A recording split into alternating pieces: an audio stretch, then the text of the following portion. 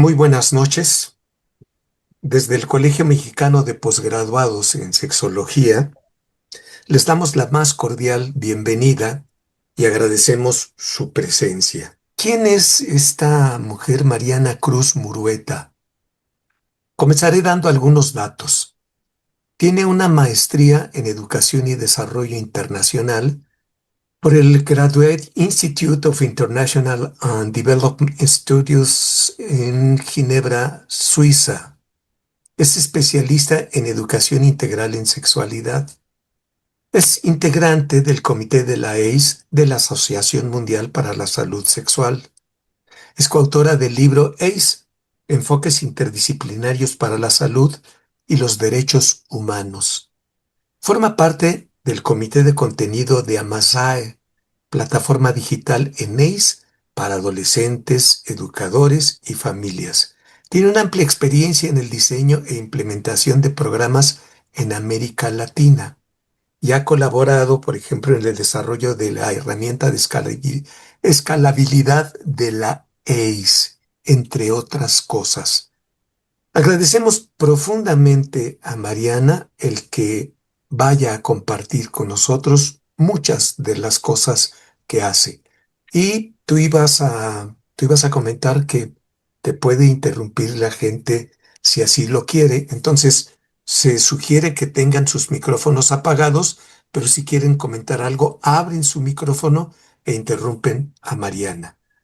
Mariana, de nuevo, muchas gracias y somos todo oídos para escucharte. Perfecto, muchas gracias Paco y muchísimas gracias a todas, todos y todes por acompañarnos esta noche. Voy a compartir mi pantalla y nada más reiterar lo que decía Paco desde el principio. Si de repente hay alguna duda al momento en que estoy presentando, por favor, con toda la confianza pueden o levantar la manito o interrumpir, o sea, abrir el micrófono e interrumpir. Entonces, voy a aquí. Ustedes me dirán, me parece que ya se ve bien, ¿verdad? Luego a mí cuando comparto luego me cuesta ver ya, pero aquí los veo Sí, bien ahora. listo, perfecto. Un poquito lo que quería hacer el día de hoy, y sí me voy a enfocar al contexto sí latinoamericano, pero un poco más en México, era hablar de una problemática a la que nos enfrentamos en la educación integral en sexualidad, que son justamente todos los mitos y resistencias al ejercicio de nuestros derechos. Esto tomando en cuenta que cuando hablamos de la educación en sexualidad, hablamos en contextos educativos formales, digamos lo que se ofrece en el sistema público educativo, y también en espacios comunitarios que no necesariamente, no formales, ¿no? Que no necesariamente están afiliados al sistema educativo mexicano, pero que directa o indirectamente son influenciados por los contenidos que se imparten o que son oficiales.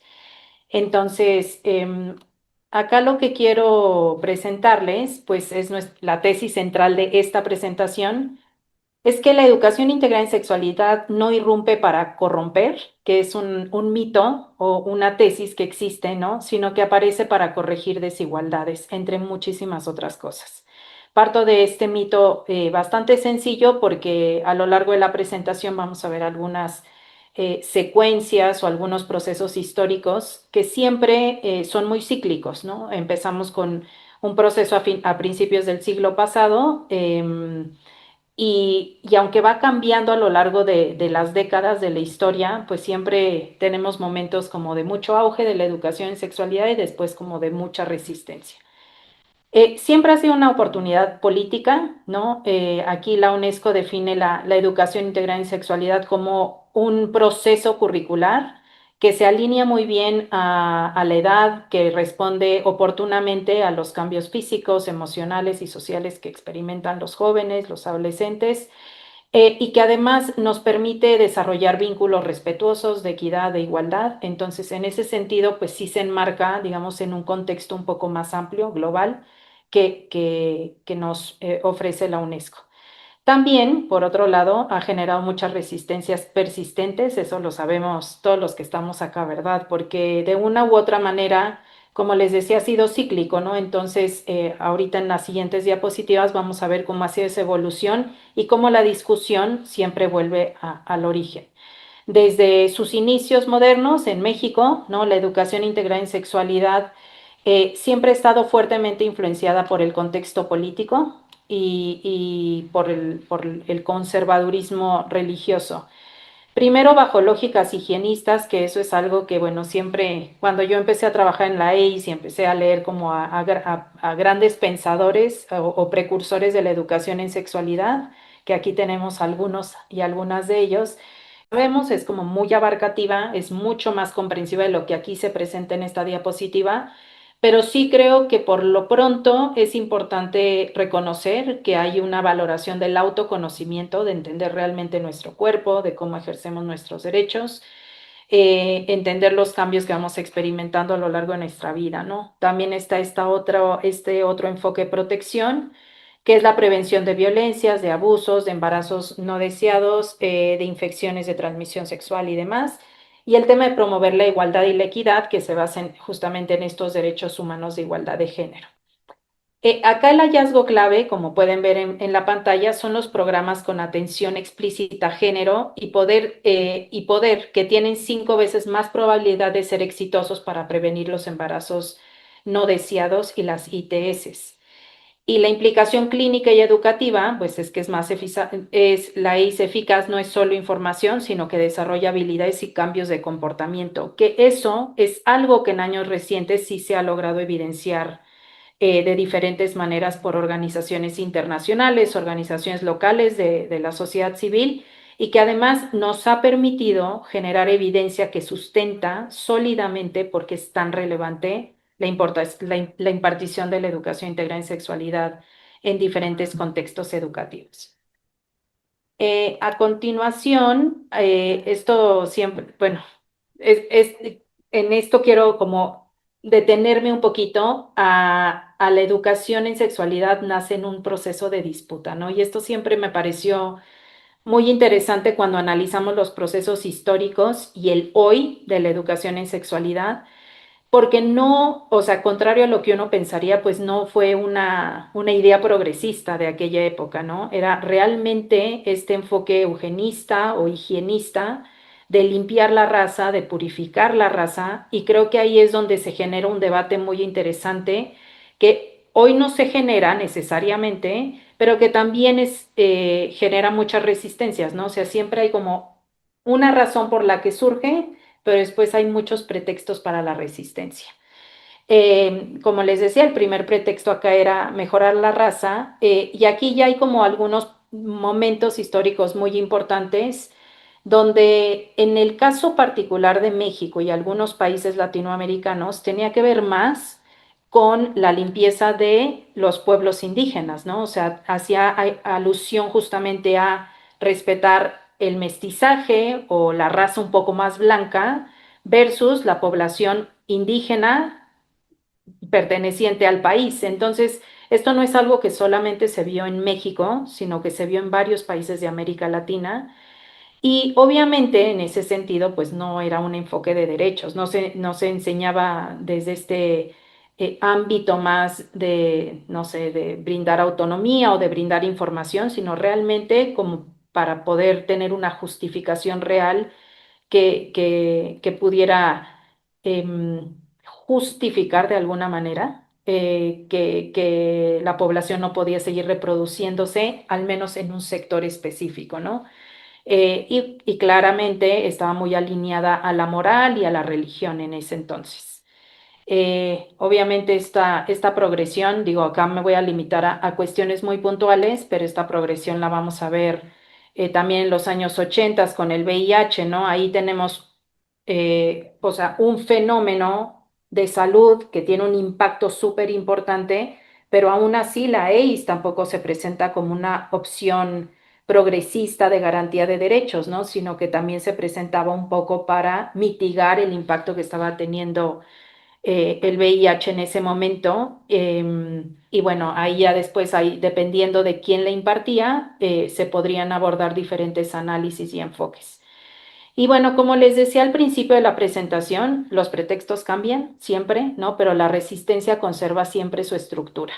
De una u otra manera, nos enfrentamos a una premisa que es o limpiar la raza, como les comentaba, o el miedo a perder a la familia tradicional, o el tema de la abstinencia y la moral sexual, o el tema de la ideología de género. O sea, siempre hay algo que genera una resistencia real, colectiva, muy fuerte a la educación integral en sexualidad. Y aún así, la EI se mantiene, o sea que creo que eso es lo que la hace tan interesante porque se mantiene, evoluciona y va respondiendo como a los diferentes contextos y a las diferentes necesidades, ¿no?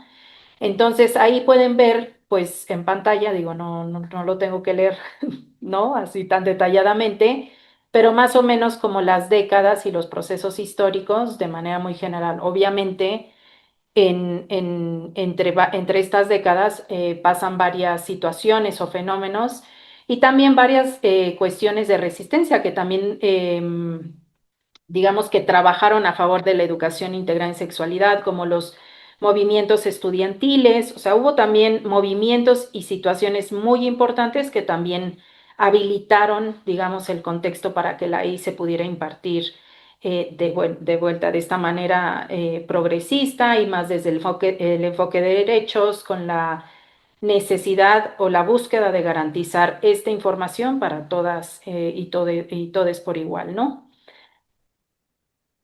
Acá, déjenme, acá, bueno, aquí puse 4 ejemplos, pero tenemos miles. De hecho, incluso con Esther creo que hemos recopilado miles y miles de mitos y con las organizaciones a nivel regional, ¿no? Puse nada más 4 por ejemplificar algunas de las creencias o mitos que existen en torno a la educación en sexualidad, ¿no? Que si se habla temprano de sexualidad, se adelanta la iniciación sexual, ¿no? O sea, la interacción, las relaciones sexuales. Eso, bueno, ya hay evidencia de que no es así. La UNESCO reporta que la IRIS puede retrasar incluso la iniciación sexual, aumentar el uso de preservativos y anticonceptivos y reducir las relaciones sin protección, que eso es lo que, de vuelta, ¿no? Se ha generado a partir de la evidencia y de estudios que se han hecho de manera longitudinal en algunos países latinoamericanos.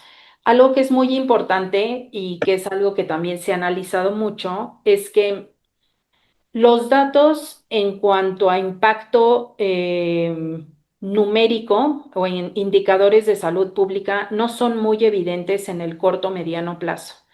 Lo que sí se vuelve muy evidente es el cambio de comportamientos mucho más responsables y la respuesta mucho más responsable al ejercicio de nuestra sexualidad, ¿no? Entonces, lo que sí se ha podido ver en estudios igual longitudinales es que bajan en algunos contextos las tasas de embarazos en un periodo mucho más largo de tiempo, o sea, después de varios años de estar estudiando el comportamiento, pero lo que sí se puede ver y se puede documentar más rápidamente es que hay una percepción y mayor información entre las y los adolescentes, lo cual pues deja entrever de una u otra manera que la educación en sexualidad les funciona para estar mucho mejor informados. Luego, también este mito de que la IS cambia la orientación sexual de las personas, ¿no? La UNESCO reporta que la IS, no, aquí, perdón, hubo una confusión porque creo que repetí, sí. Acá más bien es un mito que se tiene, ¿no? O sea, no tiene nada que ver con la educación integral en sexualidad.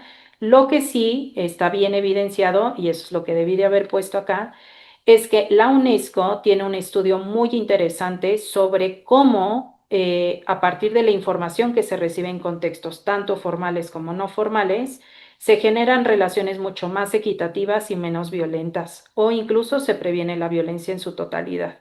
Y esto es muy importante no solo en las relaciones heterosexuales, sino que se ve ejercida en cualquier contexto sin importar la orientación sexual o la identidad de género de las personas. Entonces, eso también UFPA y UNESCO lo han venido documentando y también hay estudios a nivel local que dan prueba de esto. Es una educación de libertinaje, ¿no? Su enfoque es el bienestar, la dignidad, la responsabilidad, no tiene nada que ver con brindar a todo el mundo la libertad de hacer lo que quiere. Sí, Paco, ahí veo manitos levantadas. Venga. Sí, Sergio Hernández te quiere hacer una Ah, pregunta. sí, adelante, Sergio. Hola Mariana, buenas noches. Buenas noches. Tengo una pregunta. Fíjate que más o menos yo comencé como a iniciar algunas actividades en Secretaría de Educación Pública en principios de los ochentas. Ujú. Y en ese entonces había un programa de educación sexual para personas con discapacidad. Y de entre las distintas resistencias que encontrábamos, justo eran por lo menos estos tres mitos, ¿no? Que habla de, se adelanta la iniciación, es una educación de libertinaje, es una educación sin valores. Al menos esos tres estaban ahí presentes. Y te estoy hablando de 1983, 84, o sea, hace 42 años. ¿Bajo qué lógica crees tú que persisten estos mitos? O sea, ¿cómo es que se siguen sosteniendo a pesar de que ha transcurrido ya casi medio siglo? Pues yo, mira, Sergio, lo que nosotros vemos, y esto es algo que vemos de manera muy consistente en toda la región, los colectivos, y ahorita hay una diapositiva más adelante que vamos a ver un poquito cómo se organiza la resistencia, ¿no? El colectivo. Hay como te decía, es como muy cíclico, pero hay contextos muy particulares donde el colectivo o la resistencia se ejerce desde la desinformación y el desconocimiento. O sea, lo que ha sido muy interesante de estos mitos es que logran permearse y permanecer a lo largo de los años. Y realmente te puedo confirmar, porque lo hemos visto, ¿no? Con los movimientos como con Mis hijos no te metas, o sea, con movimientos así muy, muy bien organizados, que como lo hemos también analizado en algún momento con Esther, ¿no? Puede que no tengan tantos fondos o puede que no tengan tanta información, pero se logran articular muy bien. Y son estos mismos colectivos los que rescatan estos mitos y los que los ponen allá afuera con mucha fuerza y logran permanecer a lo largo de la historia, porque incluso ahora que hay mucha más evidencia, o sea, Guttmacher ha hecho muchísimos estudios sobre o sea, esta como tesis contraria a que inician las relaciones sexuales antes, ya hay evidencia de eso, ya hay estudios y hay evidencia de eso, pero precisamente estos colectivos no se acercan a este tipo de información para informarse mejor o para saber más, ¿no? Es como que se nutren entre ellos, eso por un lado. Y también los grupos religiosos, la verdad es que por estas premisas como más de la moral y de la religión y demás, tienen una resistencia absoluta a leer cualquier tipo de evidencia. Es como, es pecado, ¿no? O sea, no hay argumento que valga. Es como, es pecado, eso no se hace, es inmoral, eso destruye a la familia y no hay como un momento, una situación que ellos busquen para informarse un poco más y tampoco abren un espacio para el diálogo más horizontal. Entonces, lo que vemos es que estos mitos se siguen permeando y lo vamos a ver, o sea, ahora lo vamos a ver en las siguientes diapositivas, o sea, se siguen permeando en la sociedad, pero además, por ejemplo, si llegan a personas que tienen cierto nivel de poder, o sea, como legisladores y eso, bueno, ya vimos lo que pasó en algunos estados de la República con el PIN parental, ¿no? Bastó que algunos legisladores pasaran con la propuesta y que después el PIN parental estuviera dando vueltas en algunas escuelas del país, ¿no? Cuando lo que están haciendo realmente es privar a la niñez y a los adolescentes de su derecho a la educación, a la información. Entonces, te digo, esto es algo que vemos, no sé, nosotros que, bueno, tú, ¿no? Desde los ochentas, pero yo desde que trabajo el tema lo vengo viendo de manera cíclica. Siempre, siempre hay algo y siempre, y te va a dar mucha risa lo que voy a contar, pero justo le decía a Francisco que estaba revisando otra presentación como para sacar el template. Y empecé a leer la presentación y empecé a ver que había cosas muy parecidas. O sea, decía, es muy interesante cómo siempre estamos en la misma conversación. Creo que lo más traumático de todo eso, que cuando cambié la fecha, decía julio 18 del 2023. Y le decía a Paco, sin darme cuenta pasaron 3 años y parece que todo sigue igual, ¿no? O sea, sí evolucionamos en algunos aspectos, pero la verdad que en otros seguimos como iguales, ¿no? Creo que lo que mejora, por decirlo de alguna manera, y yo que lo veo más desde el ámbito educativo, lo que mejora es la oferta curricular, o sea, la oferta pedagógica de educación en sexualidad. Hoy en día tienes mucha más información al alcance de tu mano, hay cosas muy bien hechas que son mucho más pertinentes a los adolescentes. Entonces, lo que está pasando es que la resistencia se está quedando en un nivel de la sociedad que va más allá de las juventudes. Y nos está pasando que esos jóvenes acceden muchas veces a Internet, que no digo que sea la mejor fuente, pero mucho el contenido que estamos haciendo, algunas personas que nos dedicamos al tema, es generar evidencia y generar contenidos que se pueden subir a plataformas y que están como científicamente como comprobadas, ¿no? Algunas cosas. Y al final los jóvenes es a lo que empiezan a acceder, ¿no? Los que logran acceder a información eh, buena o sólida. La realidad es que si no es en la escuela, es muy difícil que accedan a información veraz, ¿no? Entonces, ese creo que es el reto hoy en día, con toda la información que hay. Pero mira, sigo un poquito acá adelante. Acá lo que les quería mostrar es, esto me parecieron unos datos más actualizados que reportó UNESCO y UNFPA en el 2023, justo en uno de los últimos estudios que hizo de mayor impacto. El último, el de 21 millones de embarazos anuales, es un estudio de Guttmacher que hizo en todos los países de ingresos bajos y medios.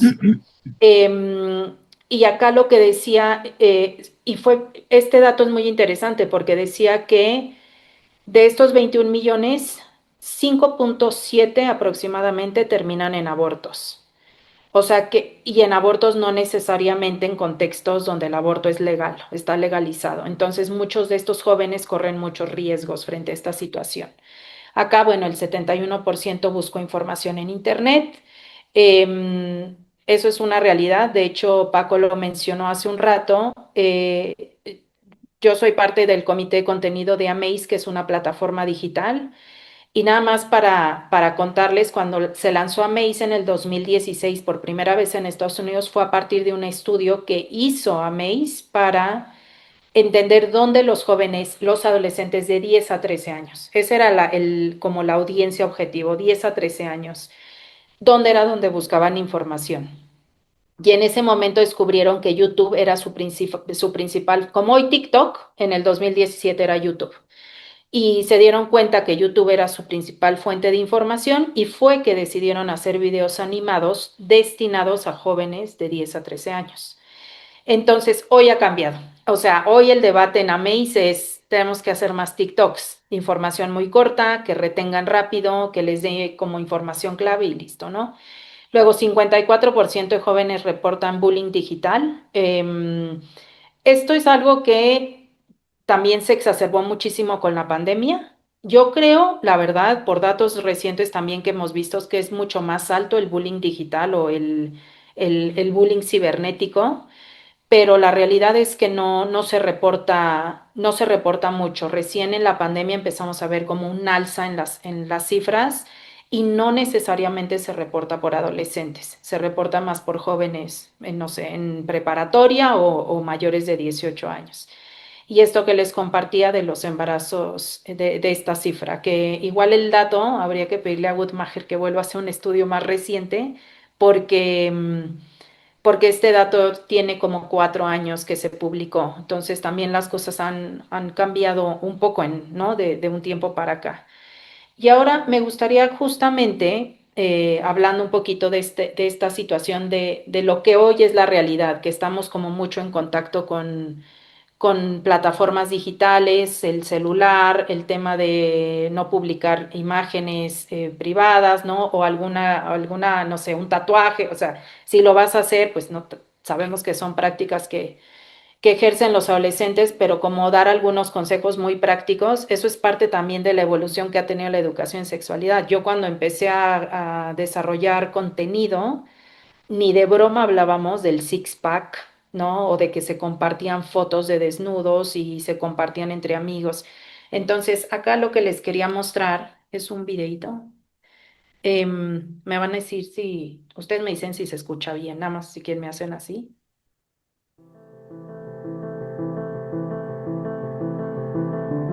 Un día me propuso hacer un video sexual, aunque no estuviera yo 100% segura de hacerlo, lo hice y después ese video se hizo viral sin mi consentimiento. Diario recibía decenas de mensajes ofendiéndome, lastimándome, culpándome. cada vez que difunden tu video sexual sin tu consentimiento. Es como si te pusieran en un lugar público, te dijeran apedréenla. ¿Qué delito cometimos?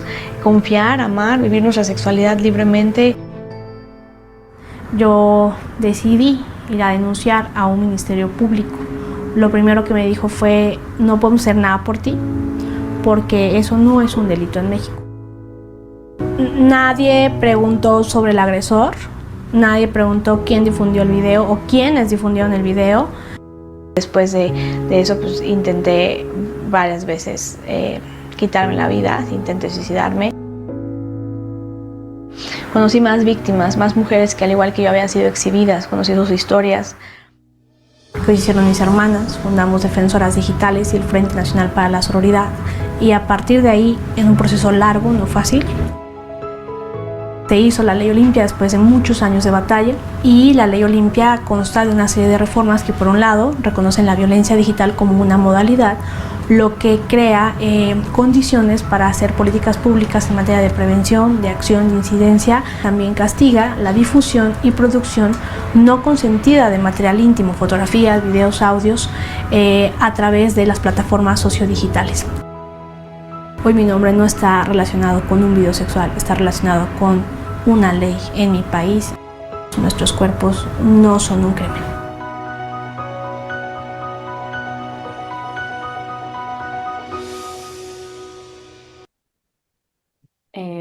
Bueno, este es un video que les quise justamente presentar de la Ley Olimpia, o sea, de Olimpia, ¿verdad? Por la situación que ella vive, pero también a partir del video, esto por darles un ejemplo muy concreto, pero a partir de este video, de la situación de Olimpia, también cuando nos ponemos del otro lado, ¿no? Docentes frente a aula o facilitadores comunitarios impartiendo alguna clase de educación en sexualidad, empezamos a darnos cuenta que también las temáticas cambian, ¿no? Entonces, un poco la tesis que les decía al principio, o sea, siempre hay un pretexto para impartir la EIS y siempre hay alguna resistencia.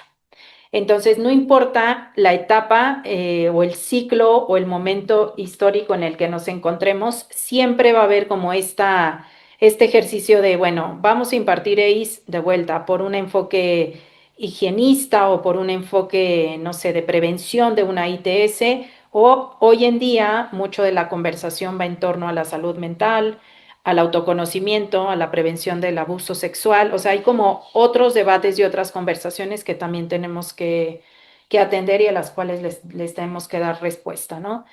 Acá un derecho reconocido, ¿no? Una implementación incompleta. O sea, como ustedes saben, en el 2019 el artículo 3 empezó a incorporar todo el tema de una educación con perspectiva de género.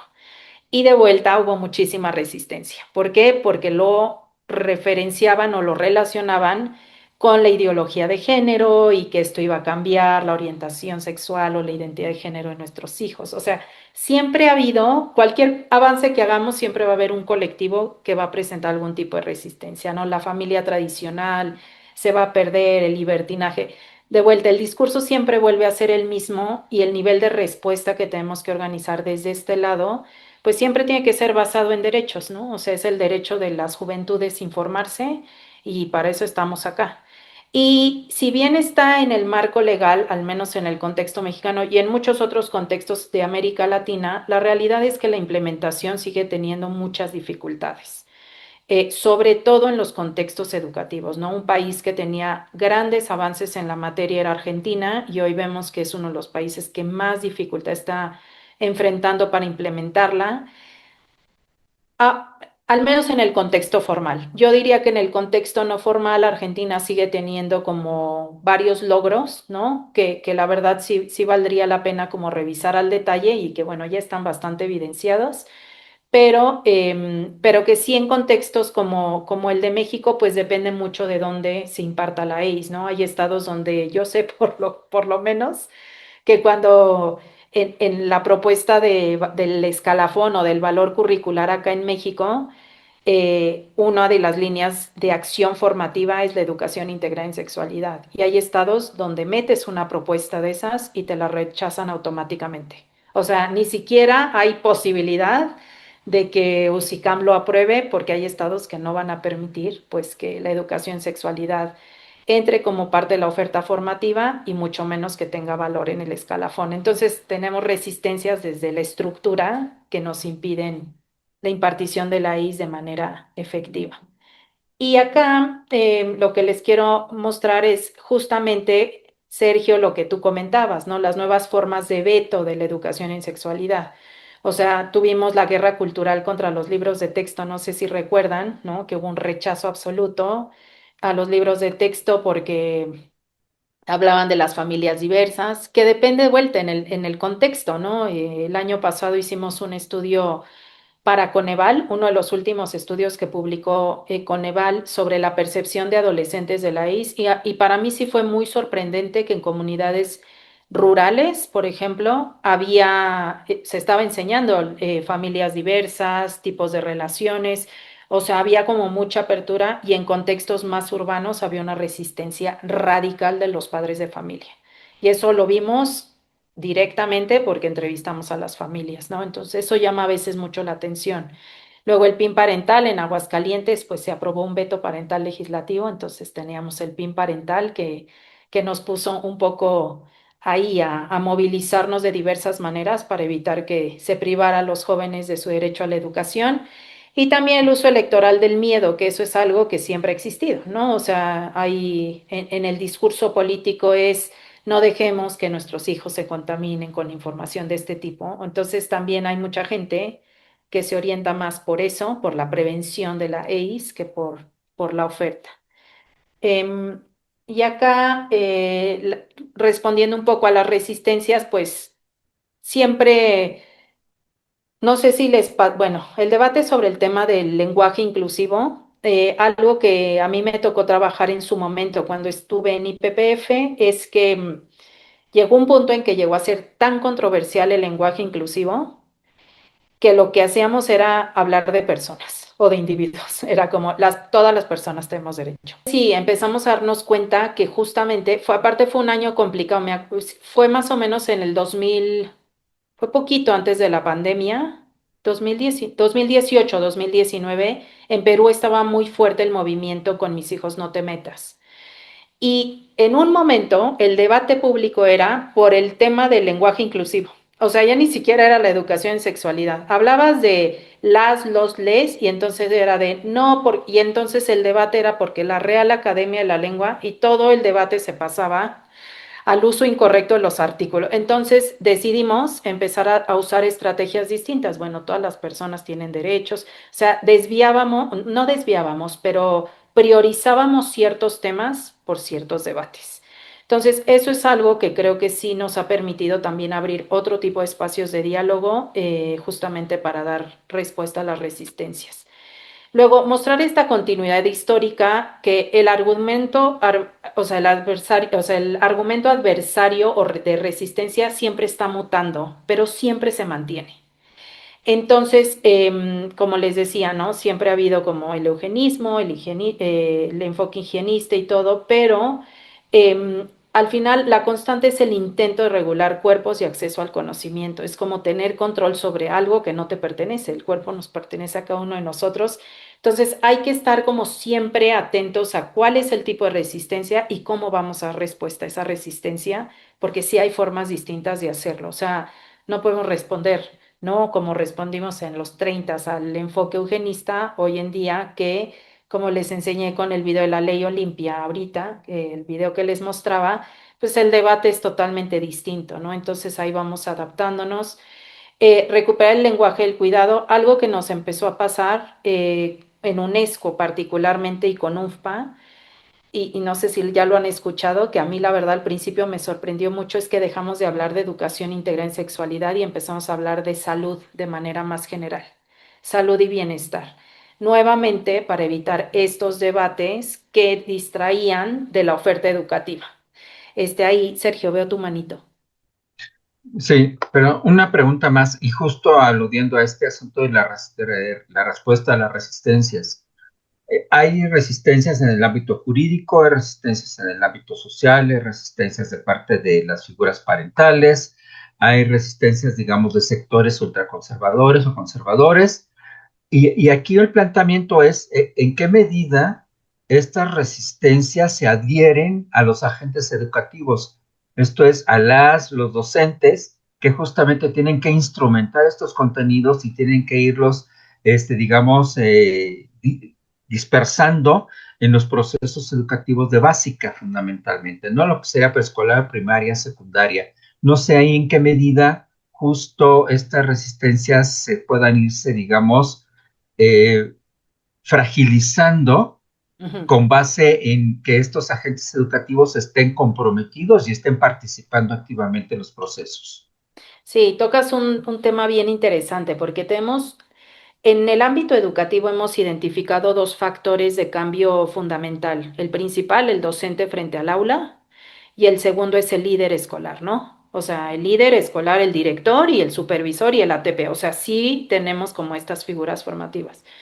Lo que hemos visto, Sergio, y esto te podría decir de manera mucho más aleatoria, pero lo que hemos visto es un nivel de desinformación en el docente que, que a ellos les genera mucha angustia. O sea, nosotros recibimos preguntas de docentes así como, es que me pasó esto en el baño con un niño y o sea, no supe cómo llamarle la atención. O me pasa, y te van contando como ciertas historias y ahí te das cuenta que el colectivo docente, el personal docente que está frente a aula, ya de por sí ellos mismos se enfrentan a situaciones que no pueden gestionar porque no tienen la información necesaria para hacerlo. En esos contextos es muy difícil que el docente y o sea, y el docente y el director o la directora puedan dar una respuesta o mitigar la resistencia. Porque es como, ¿no? Como hablar de algo que no conoces. Es muy difícil que puedas argumentar en contra, o sea, a favor o en contra de algo, ¿no? Entonces, lo que muchas veces hacemos es tratar de incidir, y ahí es donde entra todo el tema del lobbying político y así, o el lobbying escolar, es tratar de incidir para ir a los consejos técnicos, para poder formar, aunque sea, no sé, en una sesión de 2 horas, dar contenidos muy puntuales. Hay maestros que sí nos invitan, no sé, cada mes, hasta, no sé si por acá estará Marisa, ¿verdad? Pero allá hasta barbacoa le invitan cuando va, ¿no? Entonces... o sea, es un poco, o sea, sí hay mucho interés cuando se dan cuenta de la relevancia que tiene la educación en sexualidad, y cuando se dan cuenta que además hay situaciones de riesgo muy latentes en las escuelas, que no tienen que ver con la iniciación de las relaciones sexuales, o sea, que tienen que ver con violencia doméstica, con violencia sexual en casa o con alguna situación de violencia muy severa, empiezan a identificar casos y ahí es cuando empiezan a prestarle atención. Creo que solo así, o sea, como informándoles o institucionalizando de alguna manera o pudiendo incidir en el supervisor, en el ATP, o sea, en algunas figuras como estratégicas del sistema, es que podemos empezar como a mitigar un poco el impacto de la resistencia, ¿no? A mitigar realmente la resistencia. Pero es un trabajo, bueno, tú lo sabes mejor que nadie, Sergio, es un trabajo titánico, o sea, pero de a poquito, ¿verdad? Pero sí, sí, sí. Isabel, también veo tu manito. Gracias, buenas noches. ¿Sí me escuchan? Sí, sí. Sí, gracias. Híjole, pues yo estoy así como que súper preocupada. Bueno, así rapidísimo les cuento. Desde 2008 en CCH entré comisionada para los 5 CCHs para talleres de sexualidad para profesores. El chiste era como que capacitar a un grupo para que empezaran a dar los talleres a los adolescentes de bachillerato. Bueno, al principio estuvo funcionando porque se supone que nada más iban a replicar los talleres y si tenían dudas nos iban a consultar al equipo que teníamos, que en ese entonces yo era la única sexóloga de ahí, los demás eran biólogos, médicos, etcétera. Y entonces, bueno, estaba funcionando más o menos y de repente al empezar a hacer algunos grupos, pues me reportaban los chavos que casi casi los maestros estaban sacando sus propios demonios, ¿no? Les hablaban de eh, a- casi casi de su experiencia personal. Y entonces era terrible. Bueno, cambiamos la situación. Y bueno, pues ahí fuimos avanzando en los años hasta que empezamos con esta situación de la igualdad de género. que afortunadamente ya se nos aprobó apenas hace un par de años, se aprobó ya como materia curricular, que nos costó otros 2 años en pilotajes, precisamente porque había muchos maestros que no estaban, desde maestras que no estaban de acuerdo, padres de familia. Y bueno, a lo que iba yo es, ahorita estamos ya con las clases, solamente se están dando en línea y hay muchos papás que de repente no dejan a los hijos, hijas, a estar en las clases. Me ha tocado que en el Zoom, en el chat, me dicen, maestra, yo quiero participar, pero acá está atrás mi papá y no puedo. Entonces yo les digo de repente en general, a ver si no les funciona su micrófono, si tienen algún problema, escríbanme. Yo no voy a mencionar el nombre de quién está preguntando o opinando. Y entonces así es como me ha funcionado un poquito. O si no, les digo, a ver, sé que hay papás ahí tras bambalinas, qué bueno que están escuchando la clase, quédense, etcétera, pero ha sido titánico esto, ¿no? Porque hay Sí. algunos chicos que de repente empezaron a dejar de entrar a la clase y al comunicarme con ellos me decían esto, ¿no? Que sus papás no estaban de acuerdo con lo que se les estaba enseñando. Y por otro lado, pues ahora que se abrió la asignatura de igualdad de género, había restricciones para poderla dar. Por ejemplo, que tuviéramos alguna formación en igualdad de género, diplomados, etcétera, pero de repente, como faltaban muchísimos maestros y son 5 CCHs, estamos hablando de casi 14,000 personas por cada CCH, pues no había los suficientes maestros. Entonces dijeron, bueno, los que tengan cursos de sexualidad, los que tengan cursos de 40 horas de igualdad de género. Pues se fue diluyendo esto porque hay muchas personas que no están capacitadas realmente para dar la clase y estamos volviendo al 2008. Y bueno, ahora peor, finalmente APAUNAM entra a defender a algunos maestros que dicen, ah, yo también quiero esas horas, o sea, es mi derecho y entonces, ahora cualquier persona puede impartir la asignatura de igualdad de género cuando no tienen, pero ni idea de qué se trata y eso a mí me está preocupando mucho. Gracias. Sí, muchísimas gracias, Isabel. Si quieren, Cruz. Bueno, toda la exposición que has hecho y la intervención de las y los compañeros me han hecho revivir más de casi 50 años de estar trabajando con este tema de sexología y encontrando lo que pueden ser algunos caminos de solución a mediano y largo plazo.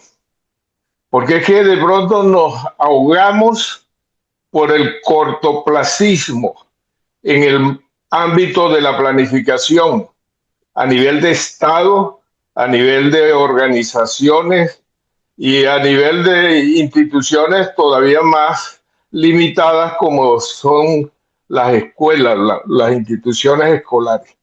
Ujú. Entonces, ¿qué he notado de la exposición?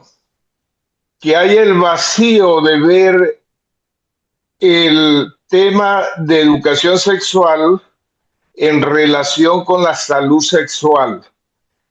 La salud sexual nos abre al campo médico, laboratorios, organizaciones poderosísimas que tienen que ver con la salud en todos los órdenes.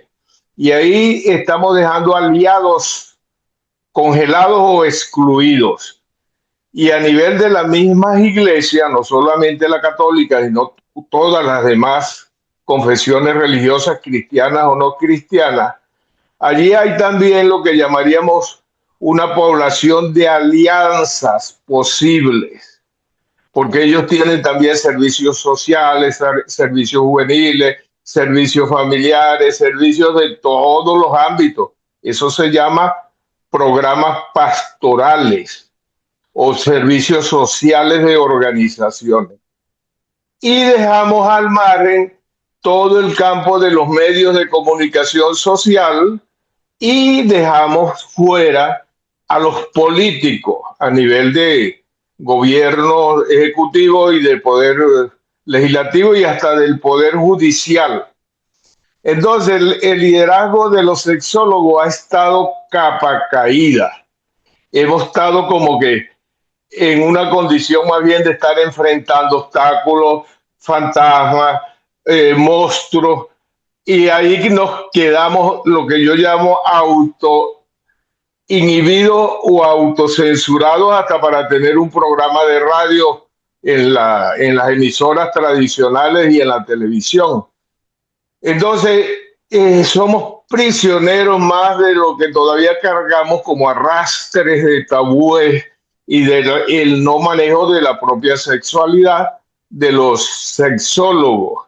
Y estamos cojeando de las dos piernas por esa falta de alianzas estratégicas que tienen que ser más en el orden político. Por eso mi propuesta es política. Pero estoy feliz de haber seguido toda la intervención, le hice copia a todas las láminas. Esperamos que si tiene la forma de hacernos llegar la presentación, pues sería mejor para tenerla como elemento de trabajo y de Claro, difusión también. sí. Gracias. Y muchas gracias por ambas intervenciones. Creo que Cruz tocas un punto bien interesante porque yo creo que en eso sí hemos evolucionado, la verdad. O sea, sí creo que, por ejemplo, las organizaciones que se dedican justamente a los derechos sexuales y reproductivos entendieron hace ya muchas décadas, bueno, no sé cuántas, Esther sabrá más que yo, la verdad, pero em, que el lobbying es fundamental, o sea, el tema de la incidencia política es fundamental. Y tan es fundamental que hay departamentos enteros que se dedican solo a eso, ¿no? A acercarse a legisladores, a las instituciones públicas y demás. El reto, eh, el reto es grande igualmente, o sea, creo que, por ejemplo, esto que mencionaste que me pareció bien interesante, todavía no salimos de manera consistente en la radio o en la televisión o en los canales comunes, ¿no? En los canales importantes.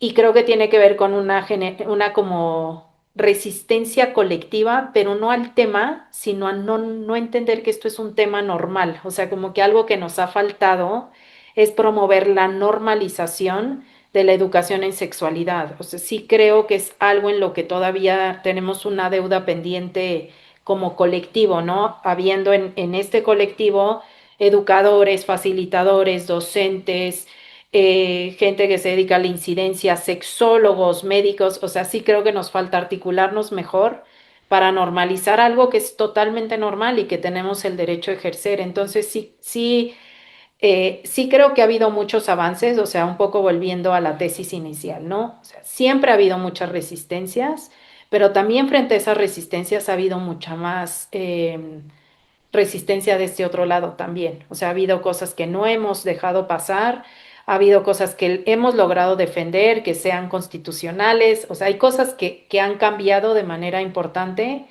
pero bueno, todavía tenemos mucho trabajo por hacer y sí creo que va a ser algo que probablemente nos mantenga ocupados unas cuantas décadas más, ¿verdad? Pero eso.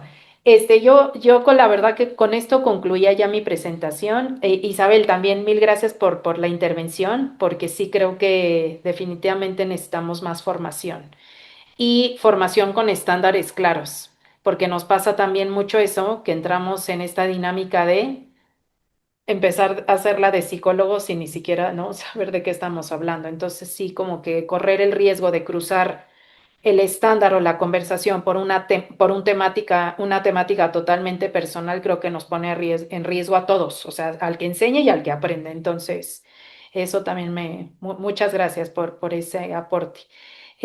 Elena, pues ya te digo, de mi lado, ahorita voy a aprovechar a ver si les puedo compartir, bueno, ahí les dejo mi correo. Compartir por el PDF ahorita en el chat y si no te la mando a ti, Paco, para que la puedas compartir, ¿no? Correcto. María Elena había levantado la mano, Mariana. Ay, perdón, no la veo. Ay, Mariana, sí, Ah, sí, aquí estás, Elena. Sí. sí. Mira, es que a mí me inquieta muchísimo cómo instituciones, o sea, escolares, las universidades, por ejemplo, se supone que la educación debe de ser laica, se supone. Pero ya en las universidades y preparatorias, pues se filtra mucho y sobre todo que tienen un gran poder en universidades grandes de élite, ¿no? Entonces ahora estaban promoviendo, a lo largo de este año vimos que estaban promoviendo educación integral en sexualidad, ¿no? Como que ven y capacítate con nosotros que tenemos la verdad. Y llama mucho la atención de que este concepto, lo había hablado también yo con Esther, cómo desafortunadamente pueden estar dando su versión. ¿Alguna vez se ha pensado que los conceptos, yo sé que los respaldan la Organización Mundial de la Salud, o en este caso UNFRA, pero no habrá forma de que se puedan meter a derecho de autor? ¿Alguna vez se ha pensado para que podamos como denunciar? Porque no te puedo ver el ejemplo del pato. El patito este que le pusieron bandera y que de repente se hizo publicitario, alguien lo registró antes que sus dueños y quisieron ya después de eso hacer uso de este objeto, de este sujeto, bueno, de este animal.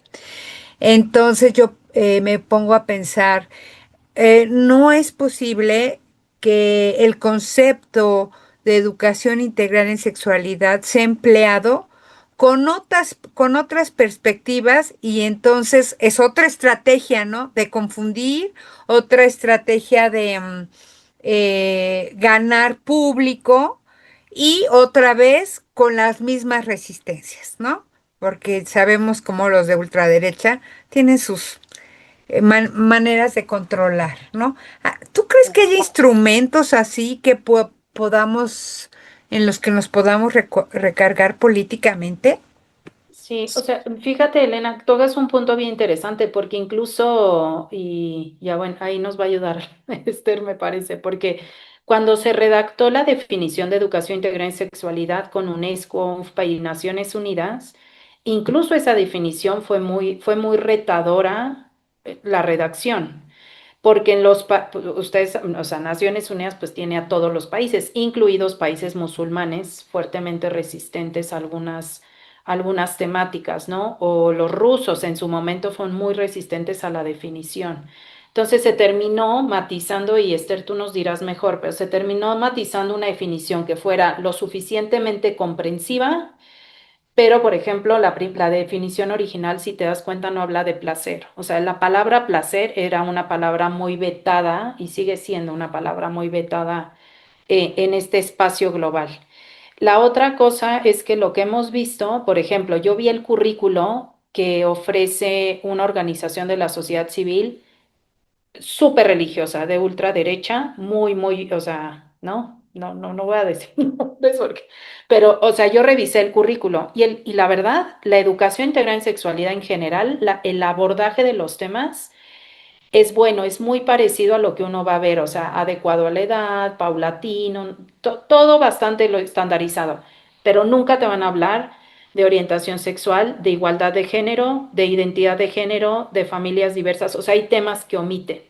Entonces también, pues el tema de la desinformación, ¿no? Entonces hay como te digo, hay como cuestiones que sí están mucho más estandarizadas, pero hay cuestiones que simplemente ni siquiera abordan, que creo que me parece aún peor. O sea, es como, eso sí, esto no, esto sí te lo enseño y esto no, ¿no? Entonces, eso. Pero sí, Esther, a lo mejor tú puedes ayudarnos un poquito con la definición. Bueno, mira, me acaban de desconectar y reconectar, entonces me perdí un poco. No sé si tú estabas, oí la sugerencia de Elena de la posibilidad de patentar, ¿no? Sí. Pero mira, es decir, esto no se puede patentar, porque es decir, el lenguaje, el conocimiento, no debe ser patentado, debe ser precisamente algo totalmente libre y de toda construcción. Lo que lo que pasa es que hay una cooptación de nuestro lenguaje por todos aquellos grupos antiderechos. Es decir, hablan de derechos, derechos de la infancia sobre, es decir, de los derechos parentales sobre derechos de la infancia. Hablan de temática como educación integral y la refieren a un esquema que puede ser confesional o semiconfesional, porque por otra parte también los grupos antiderechos lo que están haciendo de un nuevo modo es están abandonando el lenguaje religioso, se está abandonando ese lenguaje y el decir estamos asociados a una iglesia o a una religión. Somos también laicos. Y como somos también laicos, pueden usar el mismo lenguaje. No, lo que nosotros pues tenemos que hacer es precisamente establecer credibilidad y trabajar con la sociedad que sí nos reconoce. Es decir, que sí hay, a mí me da un poquito, no sé qué, a veces escuchar esta visión de que qué mal estamos, miren todo lo que nos pasa, no hemos avanzado. No es cierto, hemos avanzado y hemos avanzado mucho. Yo tengo 60 años de trabajar en el tema y les aseguro que hay cambios radicales, absolutamente en todos cambios sociales, pero tenemos que ver también dentro del contexto cómo se van generando todos estos elementos con es decir, un estudio macro social también. Entonces, creo que es muy importante el analizar estas resistencias, que por cierto les voy a poner en el chat un trabajo que publicamos hace ya 2 años, que se llama precisamente Evolución y Resistencia de Educación Integral de la Sexualidad en México, de la cual soy coautora y que pueden ustedes acceder fácilmente en Internet. Está solamente en inglés, pero actualmente eso no es ninguna limitación, puesto que en un instante lo pueden tener traducido, así es de que adelante, en donde, claro, también muy sucintamente analizamos esas historias, ¿no? Y yo quiero recordar siempre cómo Jeffrey Wicks, que es un maravilloso historiador de la sexualidad, historiador social, cómo, cómo siempre dice que, que siempre va a haber una reacción a un avance y la medida de la reacción es la medida del avance. ¿Por qué tenemos tanta reacción? Porque hemos avanzado mucho. Esto no quiere decir que nos podemos dormir en nuestros laureles. Entonces, no podemos, digamos, tampoco pretender que otros no utilicen nuestro lenguaje, pero sí tenemos que ir adelante diciendo, no somos nosotros los que tenemos la verdad, pero sí construir juntos. Y yo creo que ustedes lo habrán visto también en el estudio que hicieron, que hay apoyo social. Es decir, no nada más en México, no es ahorita en todo el mundo, estamos viendo que hay una división enorme, es decir, una polarización, por muchas razones que no podemos entrar en este momento a explicar. Es decir, qué nos ha llevado a esa polarización política, ideológica, etcétera? Entonces, sí, las definiciones, cuando las generamos, fue difícil un consenso. Por eso, porque es un consenso y en un consenso todo mundo tiene que ceder un poquito para presentar una definición en la que todo mundo está de acuerdo. Como antecedentes de la definición integral de la sexualidad, en el 2000 trabajamos sobre la definición de sexualidad. Y eso fue muy complicado porque había no personas representantes de todos los países, pero sí de muchos países. Y había quien decía, no, es que ese concepto tiene que estar amarrado y asociado al concepto matrimonio. Y si no, yo no lo apruebo, ¿no? Entonces, es un tema muy complejo en el sentido de qué hacemos con las definiciones. ¿Cómo una definición está asociada a otras cosas que a veces aparentemente no tienen que ver?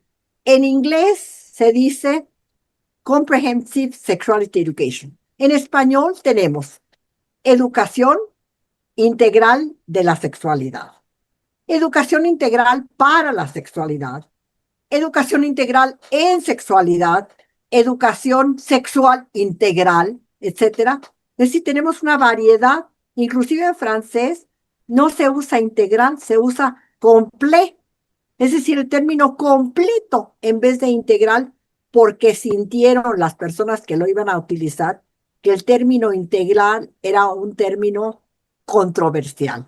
Entonces, bueno, sí, creo que tenemos que trabajar mucho, pero entre nosotros, primero que nada, en nuestro gremio, en nuestros países, tenemos que acordar lenguajes comunes y de qué estamos hablando.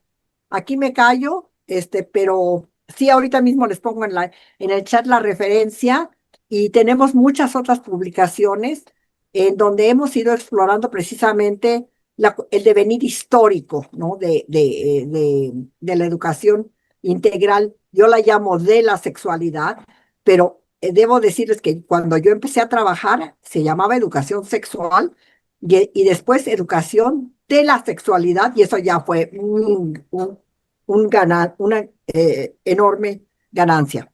De todas maneras, Mariana, creo que has hecho un excelente resumen y precisamente tocando este punto que creo que es central, el sentido de las resistencias. Y las resistencias vienen de los dos lados, ¿eh? Las resistencias vienen, es decir, la resistencia es también, es la resistencia al cambio, es la resistencia al progreso, pero por otro lado también es la resistencia de resistir y conservar los avances que se han logrado. Así es de que gracias, ha sido una excelente presentación. Y ahí les va Muchas la, gracias. ahí les va el Documento. evidencia. Paco, te devuelvo o a Mariana. Muchas gracias, Esther. Esperamos el documento. Marta Gutiérrez también tiene un comentario y después José Juan San Vicente. Por favor, Marta. Sí, mira, yo, bueno, saliéndome un poquito del último comentario de Esther, eh, yo lo que he observado es que en las últimas 2 décadas, pese que hay una mayor claridad ideológica, conceptual, metodológica de la educación en la sexualidad, en la práctica hay un desgaste social. Yo recuerdo que a inicios del siglo hay muchas organizaciones de la sociedad civil que trabajaban en el tema, pero tenían presupuesto para trabajar. Entonces era como había mucha efervescencia, mucho auge de trabajar la educación en la sexualidad con otros enfoques, ¿no? Pero se empezaron a retirar los financiamientos internacionales y nacionales, y entonces de ahí se aprovechó mucho la derecha para también, pues, jalar agua para su molino, ¿no? Si bien es cierto, el gobierno sí ha retomado todo este enfoque, no es suficiente. Yo creo que falta mucho todavía en la operación para que haya un contrapeso y se siga trabajando y aumentando, pues tener esta otra visión distinta de lo que es el ser humano en términos de sexualidad. Sí, sí, muchas gracias, Marta, porque vi tu comentario sobre el desgaste social y me llamó mucho la atención porque es cierto también lo que dices, ¿no? Además, en años más recientes, el golpe a las organizaciones de la sociedad civil, que son las que más ofertaban este tipo de educación en contextos no formales y que se preparaban mucho mejor y que hacían un trabajo mucho más sistemático ha ido desapareciendo, ¿no? Entonces eso también nos ha, ay, sí, nos ha como puesto en otro tipo nos ha como enfrentado a otro tipo de retos, que eso también hay que analizarlo, ¿no? Ah, ahí está. Y Juan. Paco, sí. Sí, gracias. De la misma forma, Mariana, gracias por la presentación. Se ha diluido mucho, por ejemplo, el tema de SIDA y la educación sexual. Se ha adelgazado muchísimo. Y gracias por la exposición, porque me quedo otra vez con muchas inquietudes. Escuchaba la presentación y ya iba pensando qué te iba a compartir, qué les iba a compartir en mi reflexión, pero no da tiempo, pues, ¿no? Porque yo pensaba que también hay que cuestionar a los organismos internacionales, ya no son intocables, ¿no? Están Sí, como con una línea y hay que identificar cuáles son los intereses ideológicos que manejan todos los organismos internacionales, qué buscan con la educación sexual en sus políticas para los países en desarrollo. Los sexólogos, sexólogas, eh, en el tema, pues como que sí, buscamos la clientela, dicho en el buen sentido, y por otro lado yo pensaba, pues va a escuchar quien quiera escuchar. Es difícil convencer a toda la gente. Eso que decía Elena, a mí me deja mucho pensando porque, cierto, dice la maestra Esther, pues no somos dueños del tema, tiene que haber buenos y malos expositores, nos guste o no. Lo mismo con, por ejemplo, en mis otras aficiones en el tema de trabajar con las violencias de género de los hombres, es lo mismo, se ha adelgazado mucho el tema, se ha ido por tendencias muy, bueno, no extrañas, más bien muy conservadoras, de masculinistas, de la machósfera y no sé cuántas cosas, ¿no? Entonces es como muy parecido, ¿no?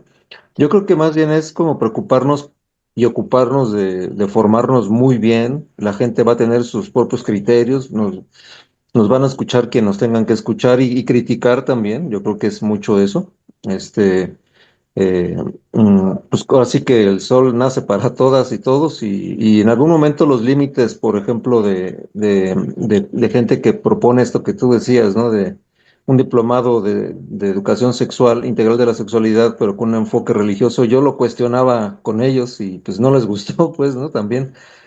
No en el mal sentido, sino yo les decía, pues a ver cómo está eso, ¿no? Y me planteaban sus objetivos muy bien hechos, por cierto, ¿no? Yo les dije, pues como que no les creo tanto, ¿no?